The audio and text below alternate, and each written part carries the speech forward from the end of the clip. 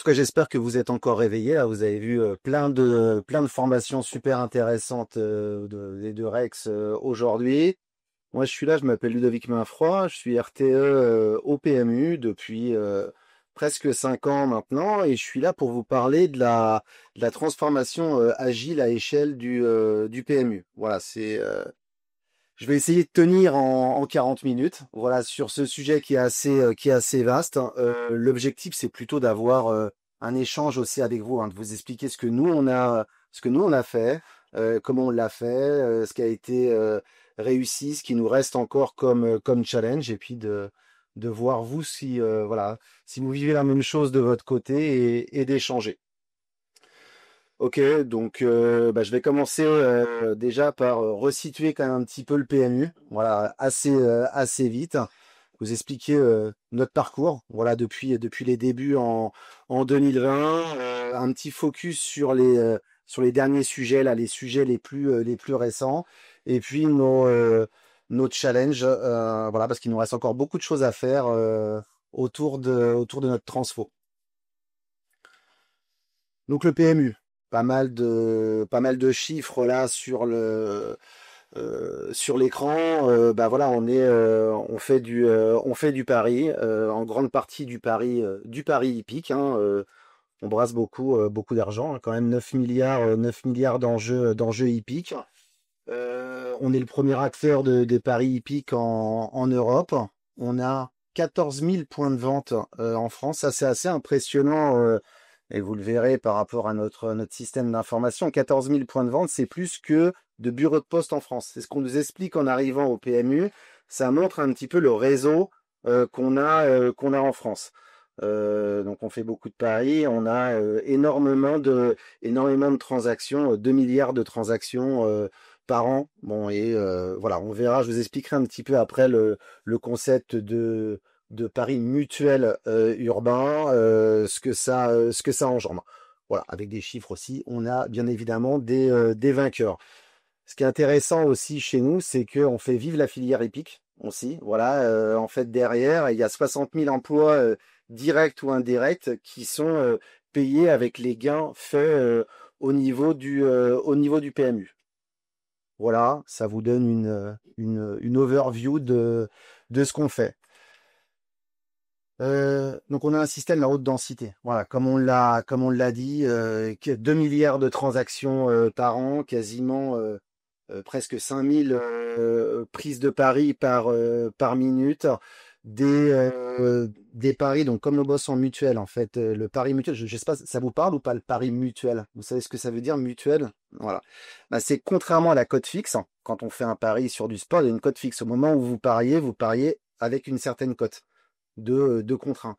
Le pari mutuel, un cheval, vous pariez dessus et sa cote, elle sera décidée au moment du départ. Voilà, elle évolue en fonction de où les parieurs vont parier. Donc, on a, nous, un besoin au niveau de notre système de recalculer les cotes en continu pour arriver à partager au niveau de nos parieurs cette cote. Et on a énormément de paris qui sont pris juste avant le départ de la course. Voilà. Et 100%, bon, le PMU, c'est 1930, je crois. Donc au début, c'était des cartes voilà, à poinçonner. Là, tout est fait au niveau du digital. Donc il y a un système qui doit carburer et qui doit marcher en 24/24 pour être performant.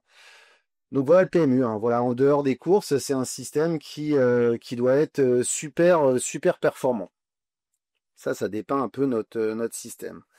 Pourquoi on est passé à l'échelle? On a décidé de le faire au début des années 2020. On avait mis en place, bon, je parle, j'étais pas là, mais je sais ce qui s'est passé. Voilà, il y avait une organisation agile. On n'a pas lancé l'agile au PMU en 2020.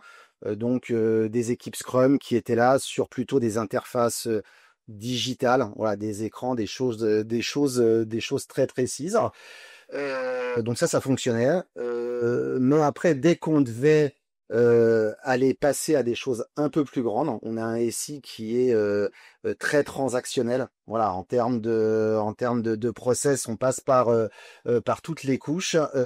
Il nous manquait Il nous manquait cette jointure-là. Les métiers qui arrivent et qui ont toutes leurs demandes en parallèle. Donc une difficulté à gérer à la fois tous les sujets côté métier et gérer les priorisations. Comme tout tombe dans le système d'information, une DSI qui se retrouvait à être un petit peu, comme écrit le bad guy. C'était la DSI qui disait on peut faire ça, contrairement à autre chose. Donc une frustration au niveau qu'on sentait poindre au niveau de l'entreprise. Parce qu'on a plein d'idées au PMU et puis un peu les moyens de pouvoir les réaliser. En plus, en 2020, le système qu'on avait commençait à être vieillissant. On était sur un mainframe COBOL pour ceux qui connaissent un petit peu, un système très centralisé, donc qui datait plutôt du début des années 2000, difficile à maintenir et un besoin de transformer ce SI. Voilà, on pouvait pas le garder plus longtemps, donc un maximum de sujets qui arrivent en parallèle, un SI à transformer.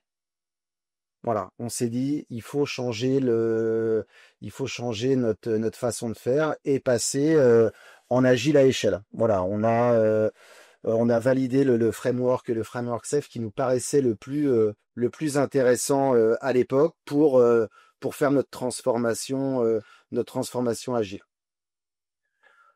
Ok, donc voilà les raisons qui nous ont poussé à le faire. Et puis, pourquoi on a fait ça? Bon, je pense que là, un peu comme, je ne pense pas qu'on soit vraiment disruptif par rapport au reste des clients. Euh, Se rapprocher de notre client, voilà, avoir une approche vraiment client plutôt que de travailler assez loin du client. On est effectivement depuis 2010 dans un environnement concurrentiel. Voilà, il y a eu l'ouverture sur les paris online en 2010. Donc voilà, on n'est plus tout seul, hein, comme d'autres acteurs comme Engie, comme EDF. Voilà, il y a des concurrents, donc il faut qu'on se diversifie. Le time to market, voilà, on est dans un système qui était très centralisé, donc assez maîtrisé, qui marche bien, mais les évolutions compliqué de les mettre en place et donc un besoin de livrer, un besoin d'aller plus vite, voilà, et de pouvoir délivrer plus rapidement dans un monde qui bouge. Et puis, effectivement, retrouver une cohésion au niveau de l'entreprise, voilà, et travailler tous ensemble pour un but commun priorisé au sein de l'entreprise. Voilà que des, euh, que des bonnes choses voilà, prévues pour cette transfo. Donc on s'est lancé. Voilà. Et donc en fait, voilà, on s'est lancé. Un petit peu le résumé, c'est sur un sentiment d'urgence. Voilà, c'est de se dire, bah voilà, il faut qu'on se transforme maintenant. L'ouverture du marché et puis un besoin de rénover entièrement le SI. On y va en début 2020, j'ai pas la date à peu près, mais on s'est dit on va lancer cette transfo, donc avec des effectifs, des trains agiles à zéro.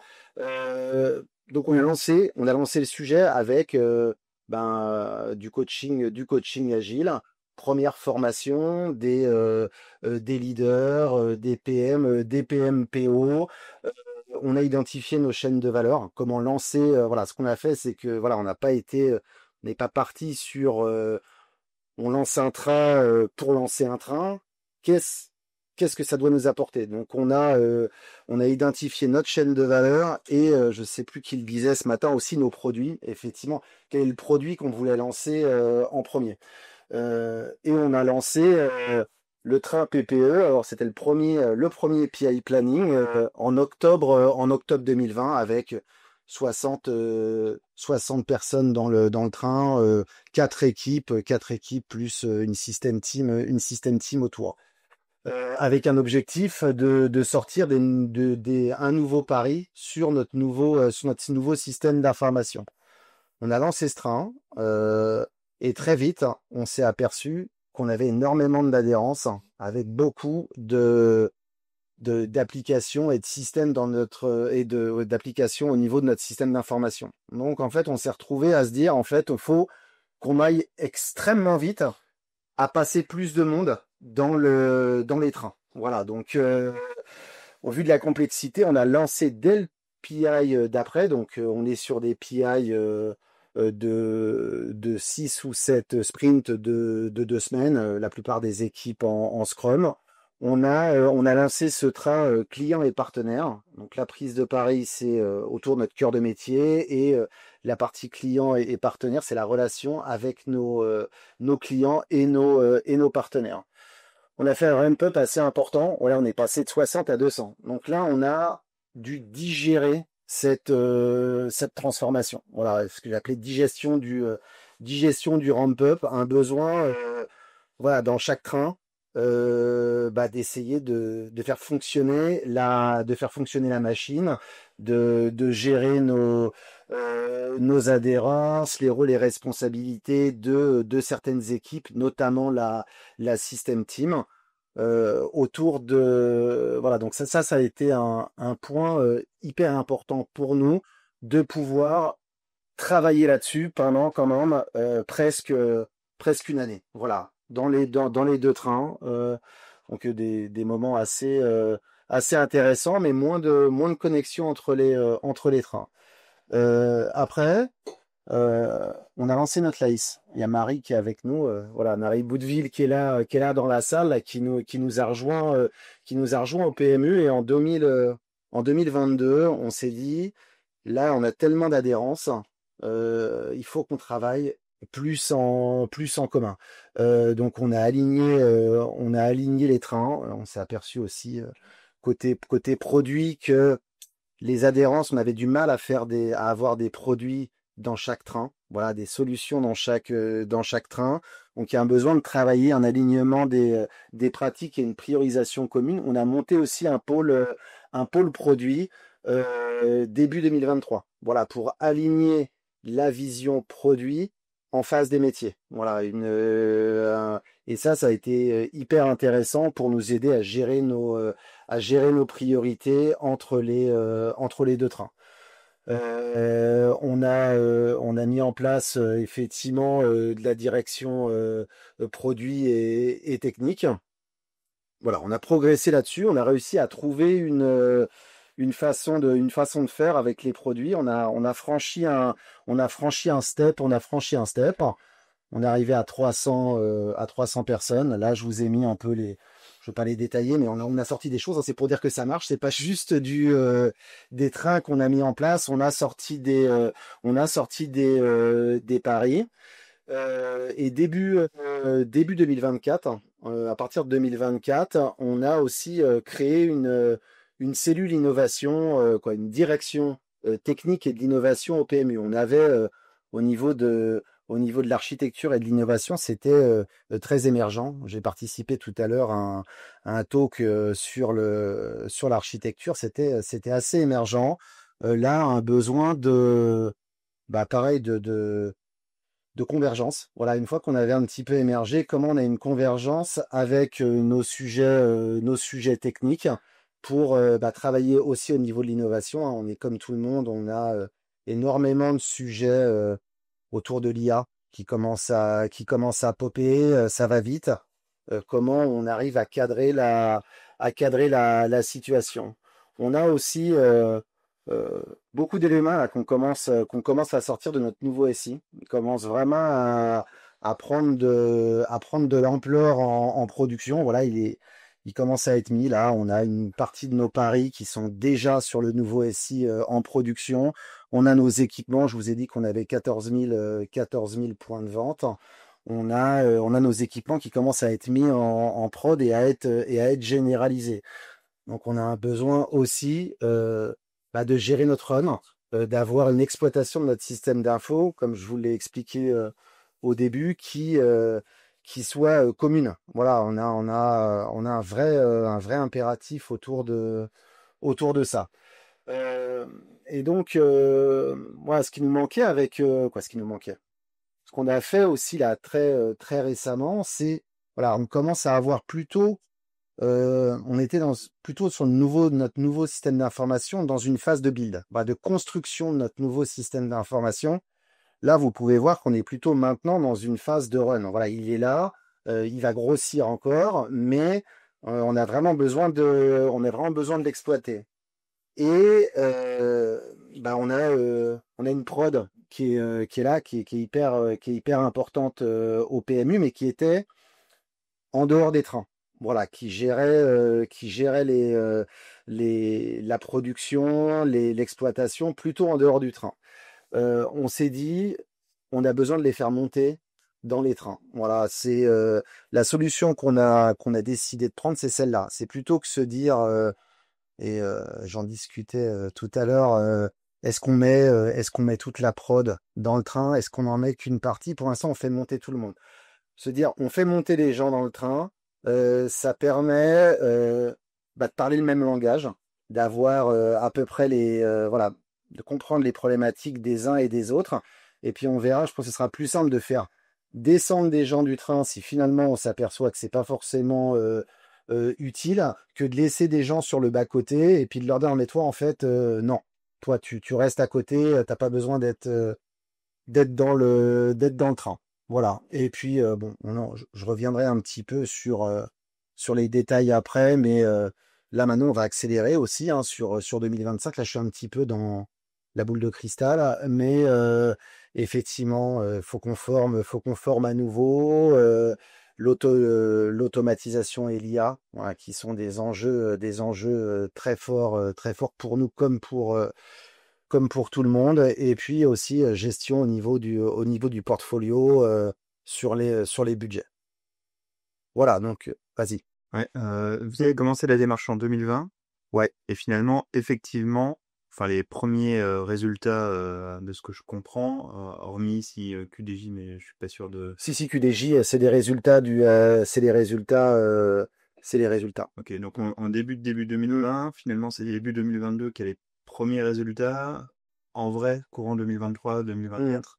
Ouais, il y a eu effectivement hein, au début ça a été un peu poussif. Hein. C'est compliqué hein, quand on lance les trains d'avoir directement des résultats et j'en ai pas parlé, mais on est soumis nous au PMU à l'autorité nationale des jeux. Voilà, c'est normal, on fait pas n'importe quoi avec des paris qui font qu'aujourd'hui, quand on a fini de développer et de valider une nouvelle offre on a 3 mois avant de pouvoir la commercialiser. Voilà, parce qu'elle passe dans les mains de l'autorité nationale des jeux.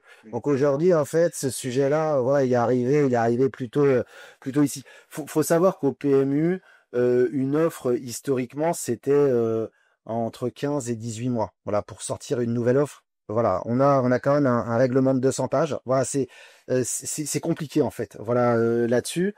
Donc là déjà on l'a sorti plus tôt. Le Quintet Max là, on l'a fait en 9 mois. Donc on a eu des bons résultats. Après j'ai remis que des éléments un peu structurants là que j'ai voulu modéliser. On a réussi après on délivre plein d'autres choses au fil de l'eau. Ok. Et sur l'accompagnement du coup des personnes qui ont intégré les trains. Ouais, alors Euh, c'est un passage de 0, 60, 200, 300, 400. En bas, je suis pas sûr de comprendre. 110. ouais, ça c'est nos, bah, commencer là-dessus, ça c'est nos équipements en fait. C'est de dire nos équipements. On a 14 000 points de vente, on a 30 000 équipements en France dans la nature. Donc là pour l'instant on est à 100. Donc ça effectivement, ça de 0 à 60, on a été accompagné avec un coach agile. Voilà, qui a formé avec des formations autour de Leading Safe et PMPO et un petit peu de Safe for Teams. Ok. Et vous avez sélectionné des équipes qui existaient déjà. Vous avez intégré toute l'équipe ou c'était des personnes d'équipes différentes sur la base de volontariat? Parce qu'en Ouais. plus, 2020, c'était le contexte Covid, donc j'ai que En plus, ça n'a pas été simple. ouais, ça n'a pas été simple. Donc effectivement, comme on avait une transformation, euh, on s'est appuyé sur des gens qui étaient là pour monter sur des compétences fonctionnelles pour monter les équipes. Après, on a pris plutôt des prestataires pour les compétences techniques. Voilà, on passe d'un mode COBOL à un mode cloud sur AWS avec du Java et du JavaScript. Effectivement, cette partie-là, on a été plutôt la sourcer à l'extérieur. Donc, c'était pas forcément sur la base du volontariat. Ça a été plutôt de se dire quel est le produit intéressant sur lequel démarrer. Et puis après, effectivement, on identifie les gens qui peuvent le faire et qu'on a monté sur ce premier train. Et ce premier produit, vous l'avez choisi comment?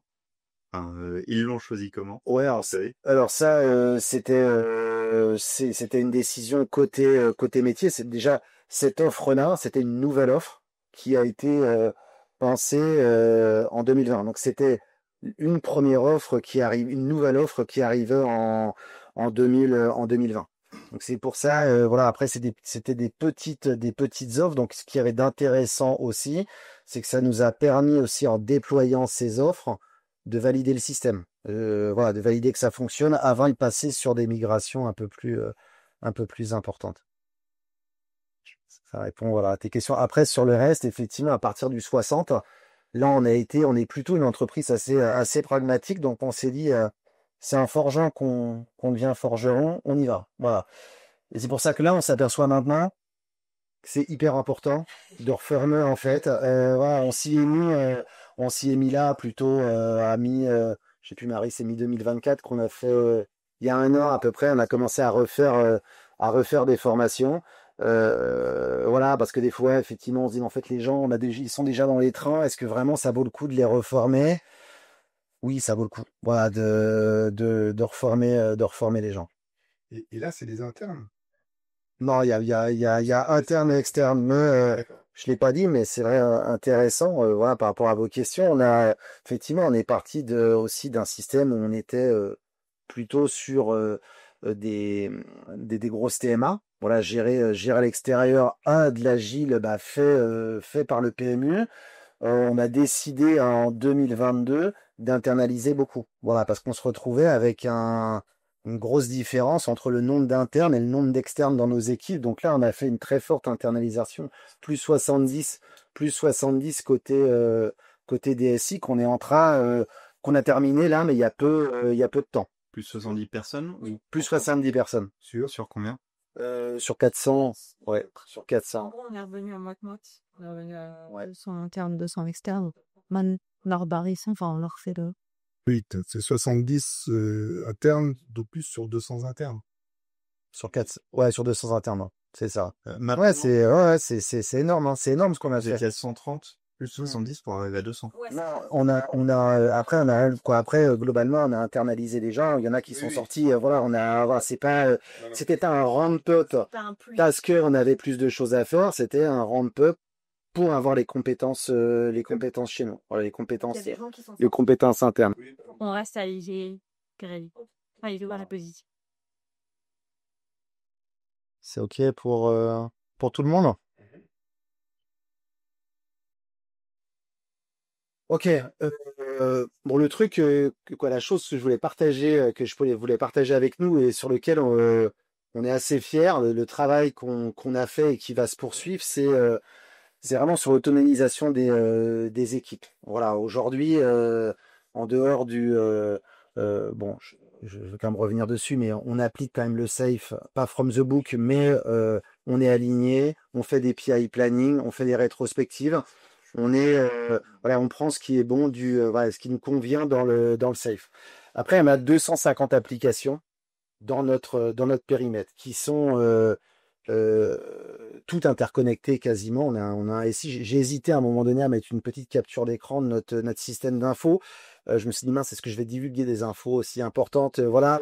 En tout cas, effectivement, même en le refondant et en passant aussi sur du microservice, on génère aussi plein de petites cases et d'adhérence entre elles.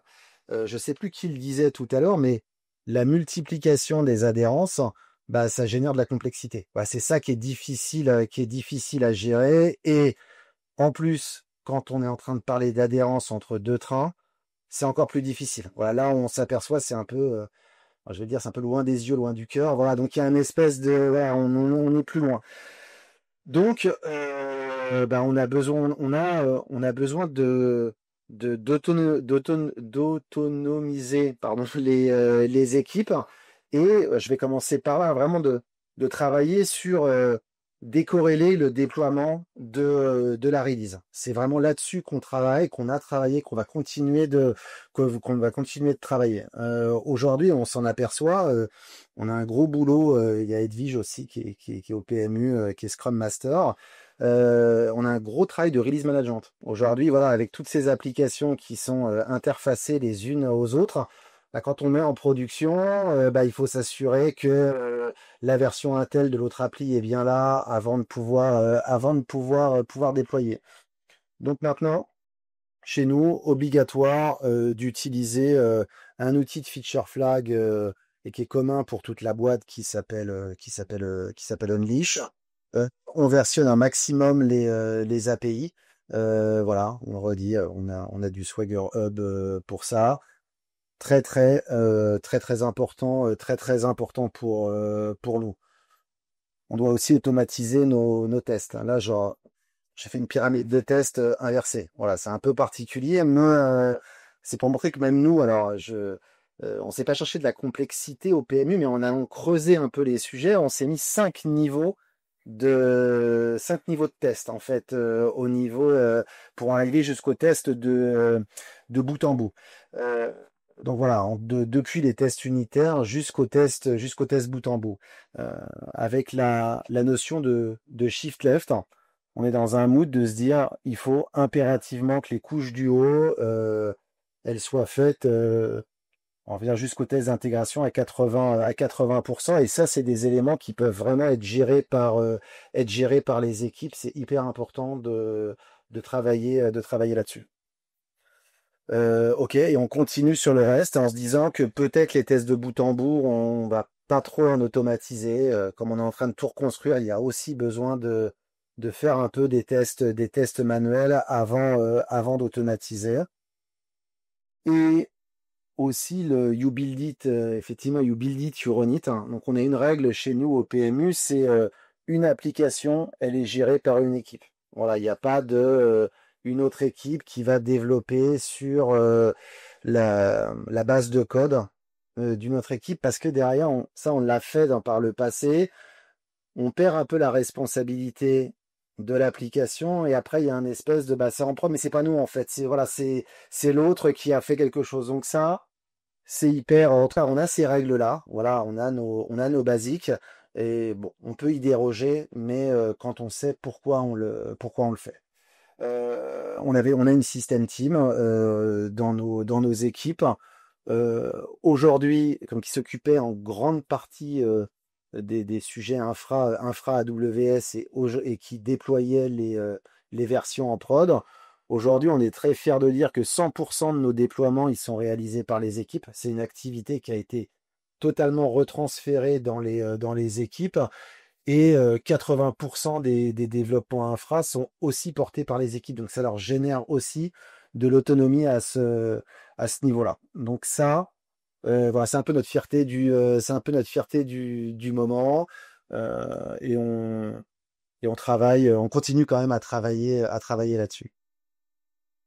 Je sais pas si ça vous parle, si vous avez des retours. Non? Vous êtes surpris ou pas? Non, non, ok.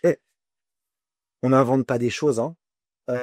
Ok, je vais focuser. Je crois qu'il me reste pas beaucoup de temps sur les derniers nos derniers sujets. Donc, on a mis en place le train plateforme qu'on a lancé en juillet 2024. Bon, je vous ai remis les éléments, vous les voyez. C'est juste pour redire que voilà, c'est important la haute disponibilité chez nous et le recalcul. L'équipe, donc on a monté ce train en identifiant les rôles safe. Donc on a un RTE Franck qui est Franck et on a une direction et on a aussi un product management. L'objectif aujourd'hui qu'on leur a donné, c'est de supporter les équipes du train.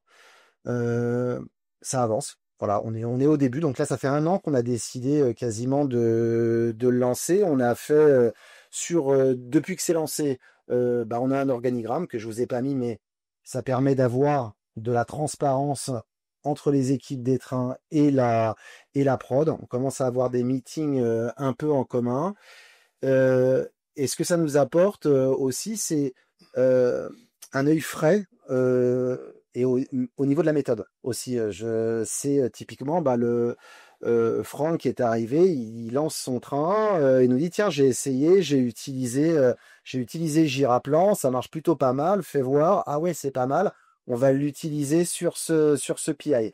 Donc ils amènent aussi cette fraîcheur au sein du dispositif. Après, ce qu'on a vu sur les trains plateformes, je ne sais pas s'il y en a qui en ont fait chez eux, c'est qu'aujourd'hui, par contre, on a désynchronisé le PI planning du train plateforme. On s'est dit, on le fait une semaine plus tôt, ce PI planning pour l'instant, pour être capable, c'est quasiment comme un pré-PI, pour identifier les sujets qu'ils ont chez eux, qui vont avoir à partager au niveau des trains et d'arriver aussi, il y a des représentants qui sont là sur le PI planning des deux trains, de partager ce que eux attendent de nous. Aujourd'hui, c'est ce qu'on teste. Je ne sais pas si c'est ce que vous faites aussi ou pas. Vous avez un... C'est ce qu'on a actuellement, mais là, vu qu'on commence à avoir trop de trains TP SSM, parce que là, on est à 7 ou 8 trains, entre le premier PI et le dernier PI, il y a quasiment 1 mois et demi d'écart. Donc, Ah d'accord, ok. Voilà. Ça commence à être compliqué. Ok. C'est ce qu'on fait actuellement.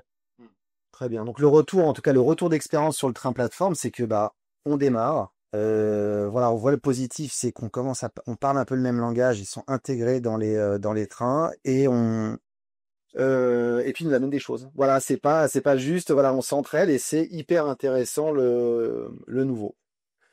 Ok. Écoutez, il nous reste, on me dit au fond de la salle qu'il nous reste 5 minutes. Écoutez, ça tombe bien, on arrive sur la fin. C'est quoi notre challenge? Effectivement, en dehors de ceux déjà proposés, c'est l'IA. Effectivement, comment l'IA nous aide. Voilà, on a un assistant, on a un chatbot pour le PMU, voilà, qui nous aide, sur lequel on commence à construire des prompts pour aider les différentes personnes, les différents rôles au sein du PMU. Et puis aussi, on est à fond sur la conception logicielle. Voilà, comment on a en fait l'IA générative, l'outillage autour de ça. Voilà, donc on avance. Après, c'est comment on arrive à capitaliser tout ça, à pas se faire déborder par la vague IA. On a une direction technique effectivement qui avance très vite là-dessus, qui va tester tous les jours. L'IA, ça bouge tous les jours, qui va tester des nouveaux sujets. Comment on arrive à les faire retomber pour que ça apporte aussi aux équipes. Voilà, donc c'est les sujets. On a aussi, je l'ai pas mentionné, mais on a aussi des sujets pour nos métiers autour de l'IA. Voilà, on est au rendez-vous de l'IA. Un sujet hyper important chez nous, c'est le FinOps. Voilà, aujourd'hui, on est passé sur le cloud. Donc le cloud, super pour notre scalabilité, ça nous aide beaucoup. Mais je sais pas s'il y en a qui ont l'expérience du FinOps, mais on reçoit la facture à la fin du mois et bizarrement, on constate que le prix monte. Donc c'est hyper intéressant. En tout cas, c'est un sujet super super sympa à traiter, mais il faut bien le faire. Donc on est à fond dans le FinOps by Design. Comment on a le bon radar, les bonnes pratiques au niveau de l'implémentation et comment on mesure. On a des dashboards pour arriver à mesurer notre consommation et être capable de s'adapter. Je mentionnais ici que c'est quand même un travail d'équilibriste. Voilà, aujourd'hui, en fait, entre l'IA à fond, il faut aller sortir de l'IA, aller vite, il faut avoir 99,98% de disponibilité et de l'autre côté, attention sécurité, faut pas ouvrir des flux partout, faites attention avec l'IA. Et attention, le FinOps, en fait, ça nous coûte beaucoup. On a aujourd'hui cette balance à trouver. Voilà, à trouver pour ne pas, bah, pour faire au mieux. Voilà, faut pas aller tout dans un sens et tout dans l'autre. Voilà. Et ça m'amène au sujet du time to market et de la gestion de la dette technique. Aujourd'hui, on est dans un monde alors ce terme de dette technique, on génère de la dette, c'est normal. Tout évolue tout le temps, il y a des montées de version tous les 2 jours, voilà, ça monte, on a des choses à mettre à jour. Comment on arrive à gérer cette dette technique proprement? On est encore en train de travailler dessus. On a passé, d'abord, on avait mis un pourcentage de capacité dans les équipes, ça suffisait pas, on l'a mis en transparence. Voilà, on continue à travailler dessus, mais et ça, on le fait comprendre. On a des métiers qui sont bienveillants, ils le comprennent. Il faut l'intégrer en fait dans le cycle de delivery, hein, ce sujet. On automatise les tests. On est à fond sur le shift left, hein, aussi bien sur le FinOps que sur le testing. On a réintégré aussi tout le testing dans les équipes. Et puis on travaille beaucoup sur le lead time. Ça, c'est une mesure qu'on sort. Voilà, le temps entre la production d'une user story et le déploiement en production. C'est bien, ça nous permet d'allumer la lumière et de voir quelles sont nos problématiques. Et on voit, bon, j'ai envie de dire, c'est comme tout, une fois qu'on a la lumière, on se dit, bah oui, c'est évident que comme on a énormément d'intégration, en fait, c'est sur les phases aval qu'on a à progresser. Voilà, on s'aperçoit que quand on intègre, bah voilà, on rencontre des problématiques autour de ça. Et puis, la formation. Voilà, comment on acculture un peu mieux en continu. On a fait voilà, tu m'as posé la question tout à l'heure, un gros stop là-dessus. Et on a recommencé à faire des formations et on s'aperçoit que il y a des gens qui comprennent pas. Et le pire aujourd'hui, c'est que les gens vont dire, bah, on fait du safe parce qu'il faut faire du safe. En fait, voilà. Ah là, ça, c'est un peu loupé. Voilà, donc ça, il faut et ça, on le fait avec Marie, travailler là-dessus pour pas, pour se dire pourquoi on fait ça. Voilà, c'est quoi l'objectif de la méthode par rapport à nos enjeux PMU. Écoutez, voilà notre histoire. Voilà, mais c'est essayer de faire au plus court. Il nous reste un petit peu de temps ou pas pour des questions? On a le temps, voilà, de la pause, on peut prendre 5 minutes S'il y en a qui ont des...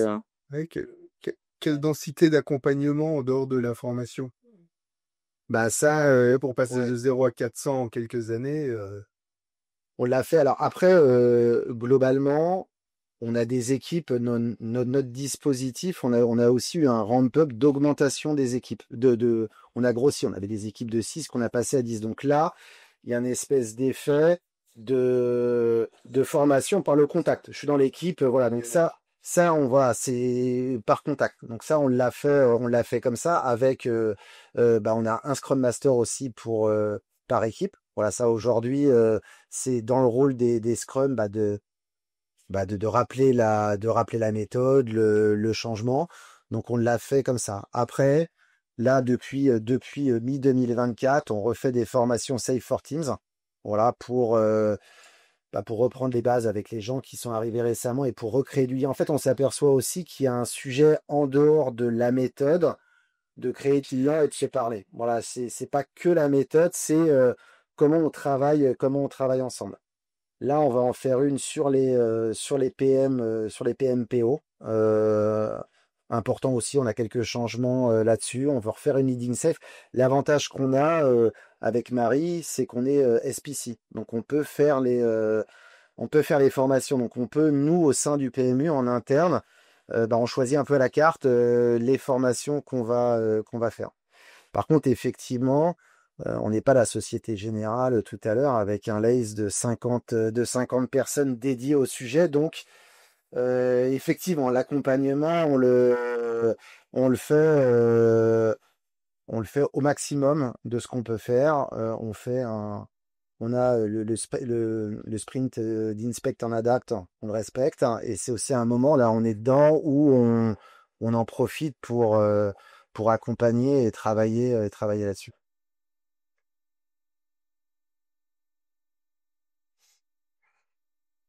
Ok. Ok, merci.